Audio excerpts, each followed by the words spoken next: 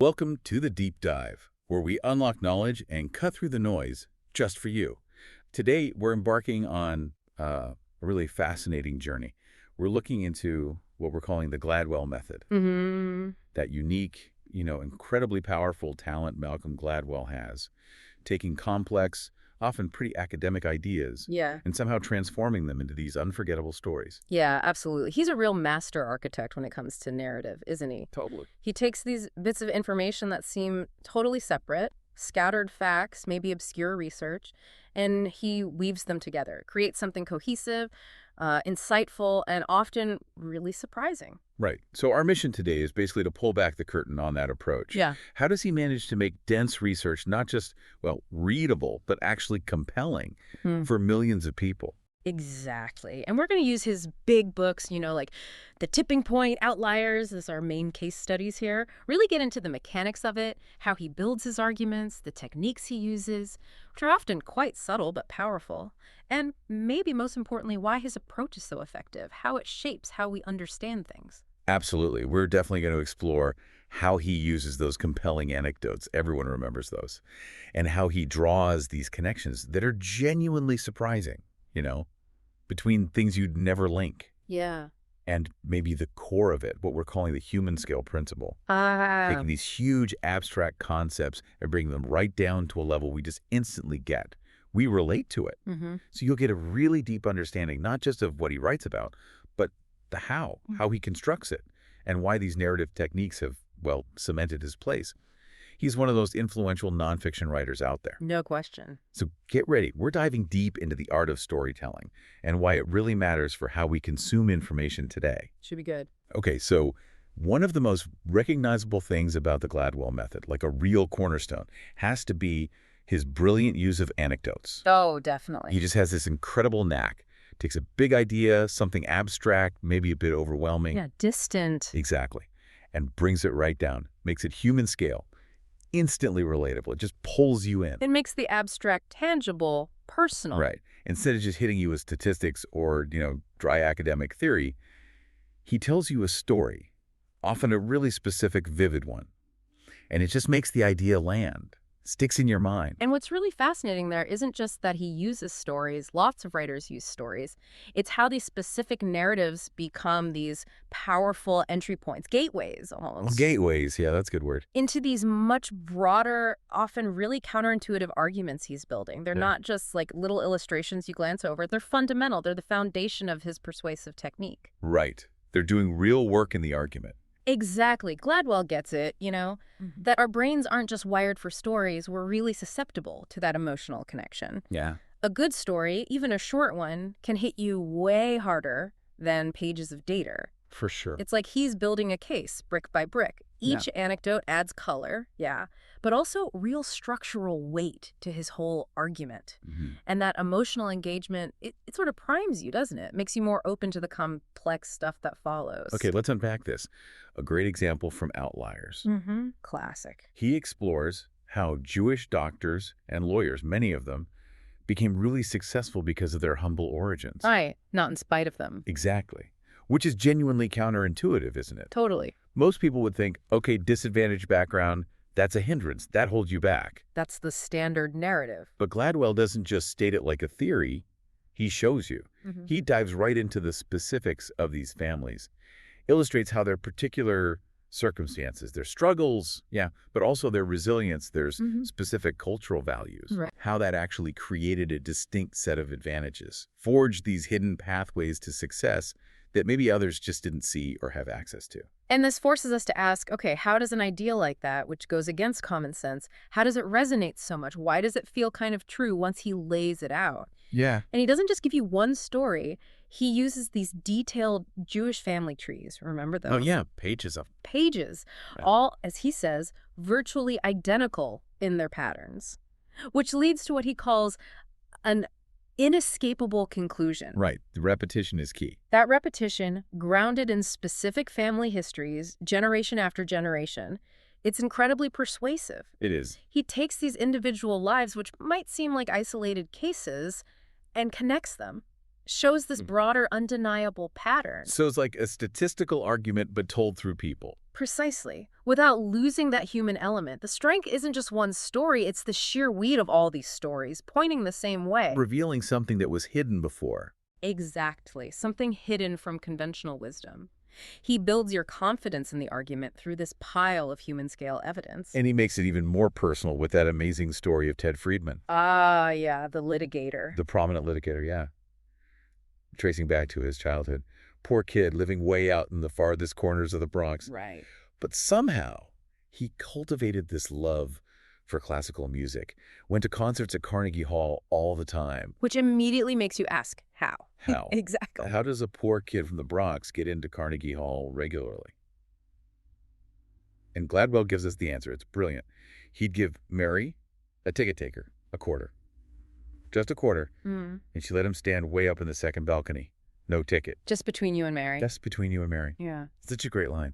And it's not just a charming little detail, is it? Not at all. It's vital. It shows this mix of resilience, resourcefulness, being willing to work the informal systems when you don't have formal access. Navigating the world as it actually is, not as it's supposed to be.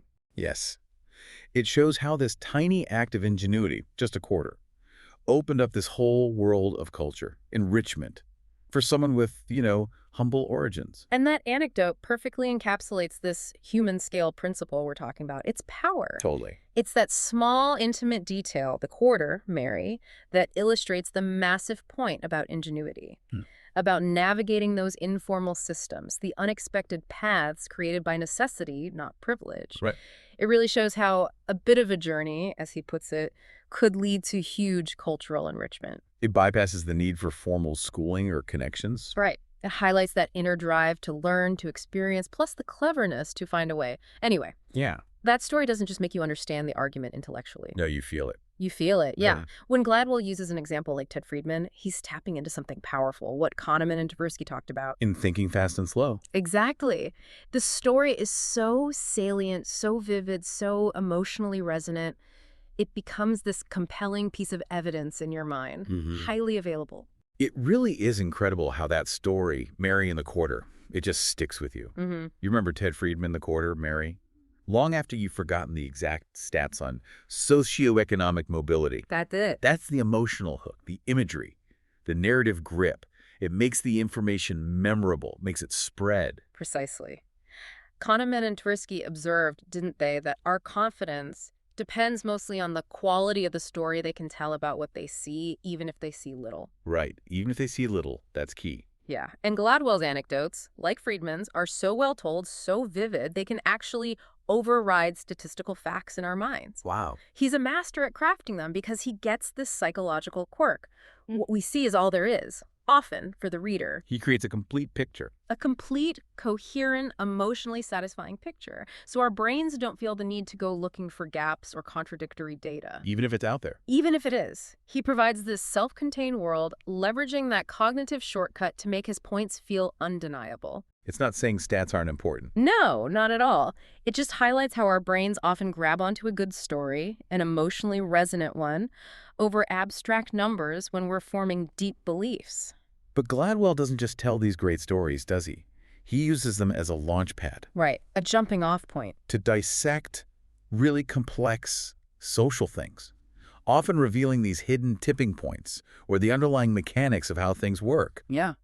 Or don't work. Yeah, the unseen forces. He takes a situation that looks chaotic, maybe random, completely overwhelming, and he systematically finds the patterns underneath. He helps us see the invisible stuff driving behavior, driving societal change.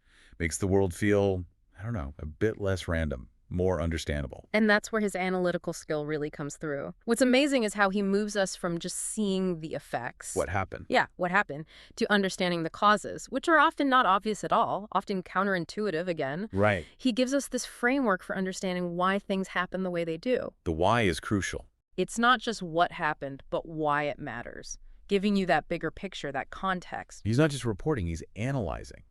giving us tools. Exactly. Analytical tools to get it on a deeper systemic level. He's like that expert guide cutting through the fog of war, Yeah.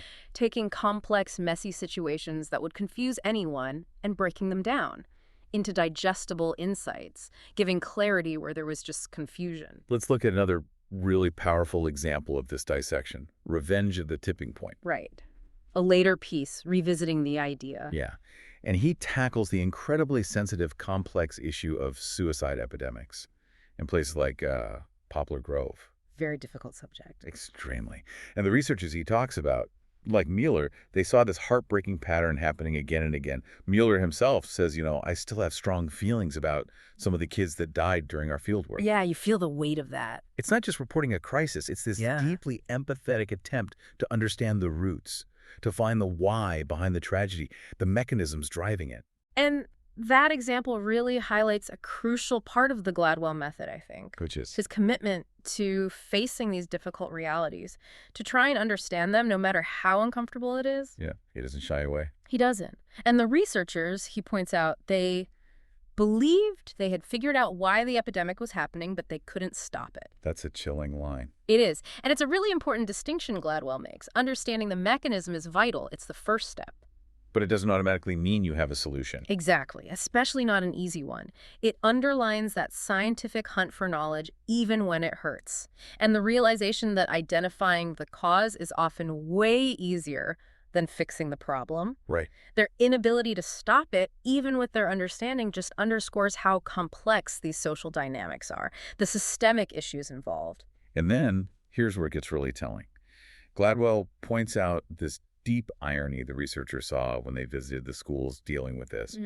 Parents would say totally earnestly, mental health is important, we need to promote it, take care of it, all the right things. Of course. But then, almost in the next breath, they'd pivot. Whatever resources the school has, we want this for AP tests, or more extracurriculars, or more. The classic disconnect. A stark, almost painful conflict, right? Yeah. Between the stated values and where they actually wanted the resources to go. Yeah. It just shows how even deeply held beliefs don't always translate into action or, resource allocation. And that specific point connects directly to what Hamilton Helmer talks about in The Seven Powers, these strategic cul-de-sacs. Strategic cul-de-sacs. Okay. Explain that. It's not just about making a bad choice. It's about being trapped by your own success, your own existing models. Okay. Think about Kodak.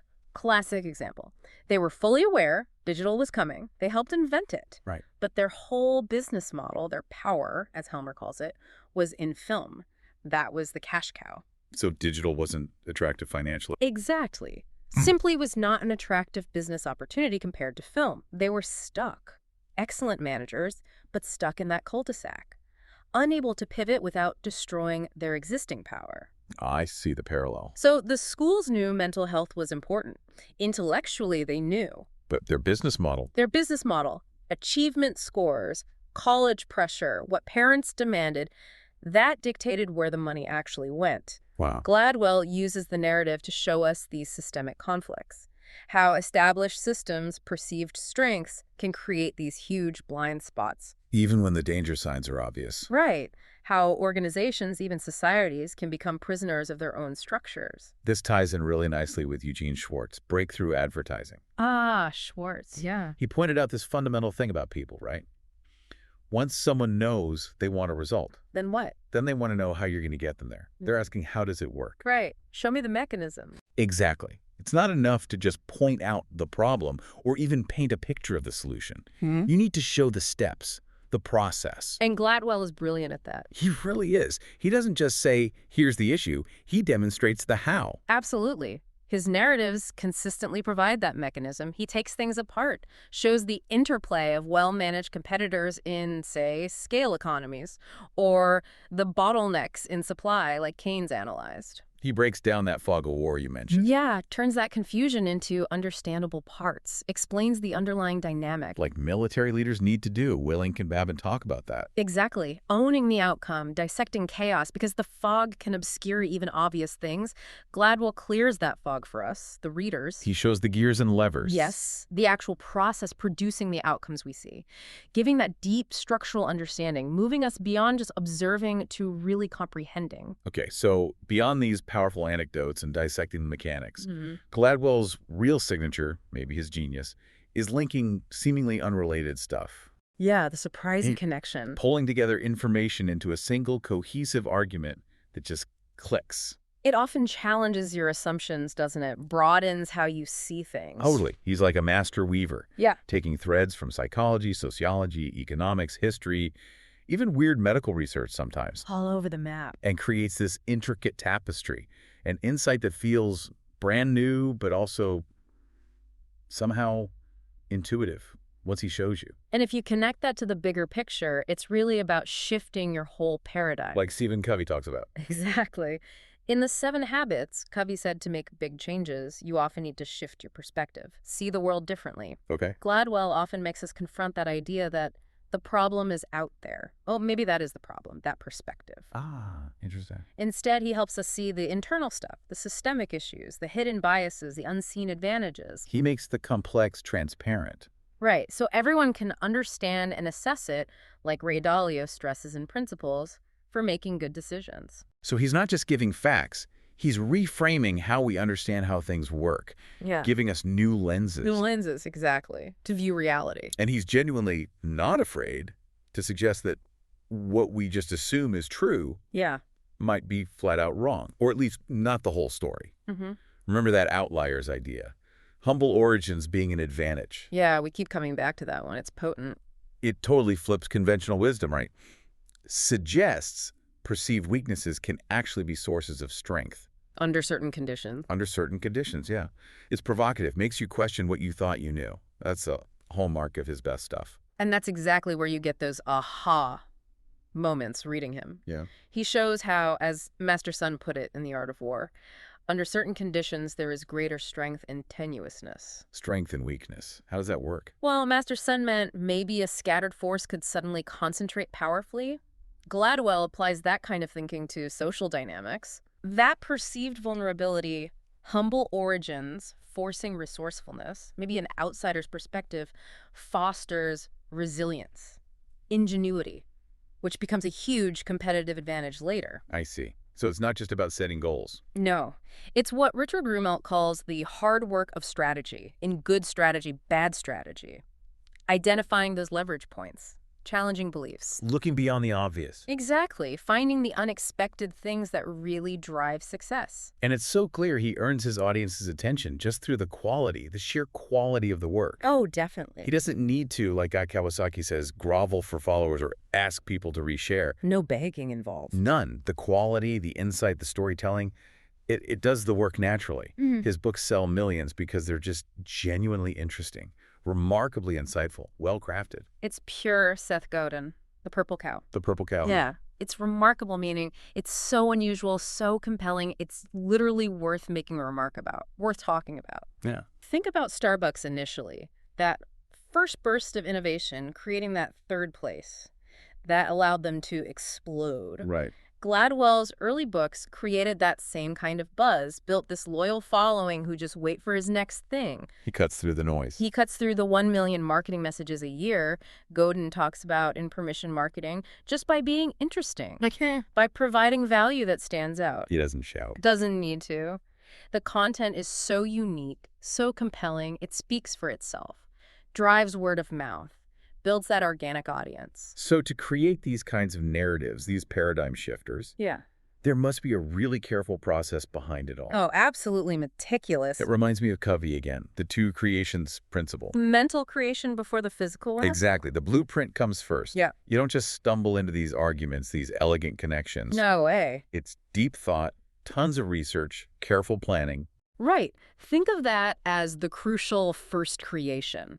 The deep dive into research, way beyond the surface. The painstaking pattern recognition across different fields. And then meticulously structuring the argument. Like building a house, Covey says, you create it in every detail before you ever hammer the first nail. Right.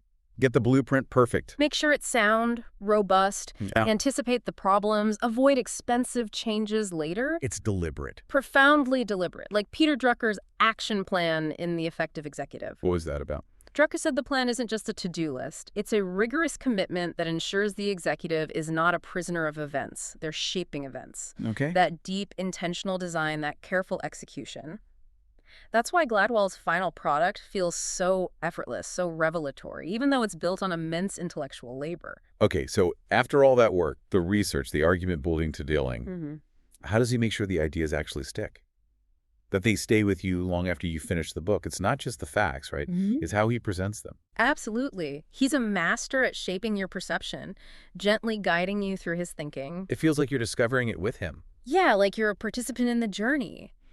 He consciously uses these techniques that guide your thinking, your emotions. Like what? Well, Thinking Fast and Slow talks about framing effects. The remain, right? How different ways of presenting the exact same information trigger different emotions. Gladwell is brilliant at picking the right frame. Give me an example. The classic one. 90% fat-free sounds way better than 10% fat. Even though it's identical information. Identical. Gladwell gets those subtle psychological triggers. He knows how to make information more palatable, more persuasive. So you accept ideas more readily. Yeah, ideas that might otherwise feel challenging or counterintuitive or maybe even threatening to how you already see the world. He knows what we see is all there is. Exactly. He frames it perfectly to maximize the impact and acceptance. And one really striking thing is just how clear his writing is. He avoids jargon almost entirely. Yeah, accessibility is key. Makes super complex academic stuff widely accessible, which echoes that idea of transparency and communication. Right. He strips away the unnecessary complexity, the obscure terms, lets the core idea shine through. No clutter. Ray Dalio, in Principles, hammers this point. The person responsible must be able to explain the thinking openly and transparently so that everyone can understand and assess it. Gladwell does that with his research. He really does. And you see parallels in Alfred P. Sloan Jr. at GM. Remember those stories? Vaguely. What did Sloan do? Drucker wrote about it. Sloan would listen intently in meetings, rarely spoke except to clarify. Okay. Then, immediately after, he'd write this short memo. Summarize the discussion, the conclusions, the work assignment, deadline, who was accountable. Wow. Efficient. Drucker called each memo a small masterpiece of clarity and structure. Gladwell applies that same kind of discipline to his writing. That clarity builds trust. Builds trust, builds confidence in the argument. Absolutely. And building on that, Eugene Schwartz again, Breakthrough Advertising. He said good copy exists on the page, but also where? In your prospect's brain. Yes. It anticipates reactions, preempts the demands for proofs, the demands for a mechanism. Right. It knows what the reader is thinking. And Gladwell seems to have this almost uncanny knack for that. He understands the reader's inner dialogue, addresses the questions before you even fully form them. He's incredibly adept at it. He weaves in the answers to the unspoken who says so and how does it work right into the story. So he doesn't just make a claim and leave it hanging. Never. He builds the case, presents the evidence clearly, then dissects the process, the mechanism, makes the conclusion feel logical, inevitable almost, once he explains it. That anticipation is key to persuasion. Crucial. And often quite subtle. He's not lecturing you. He's having this thoughtful dialogue with you, the reader, addressing your doubts along the way, makes you feel heard, respected. You know, ultimately, reading Gladwell, the whole Gladwell method, Yeah. it feels less like reading some dense academic thing. Definitely not. And more like, I don't know, a really enthusiastic friend telling you something cool they just figured out. Yeah. Full of curiosity, brimming with these fascinating details, surprising facts. There's an approachable quality, isn't there? Inviting.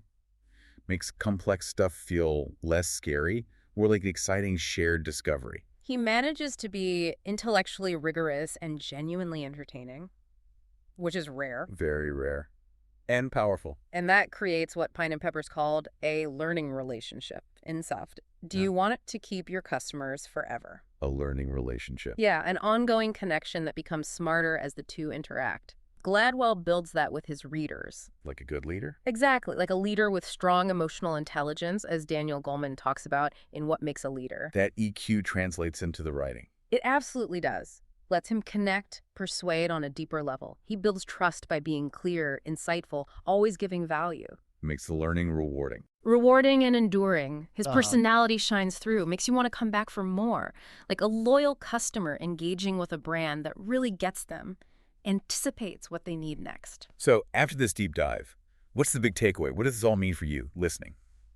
Well, Malcolm Gladwell's method, it's clearly a masterclass, making the complex accessible, the abstract personal. Mm. Using those compelling anecdotes, drawing surprising connections, focusing on the human scale, he turns dense insights into unforgettable stories, stories that change how we see things. His real genius, I think, is that ability to take apart complicated systems, intricate patterns, Yeah. reveal those counterintuitive truths, Mhm. and build arguments that just resonate deeply and widely. It doesn't just give you information. No, he crafts an experience, an intellectual and emotional one.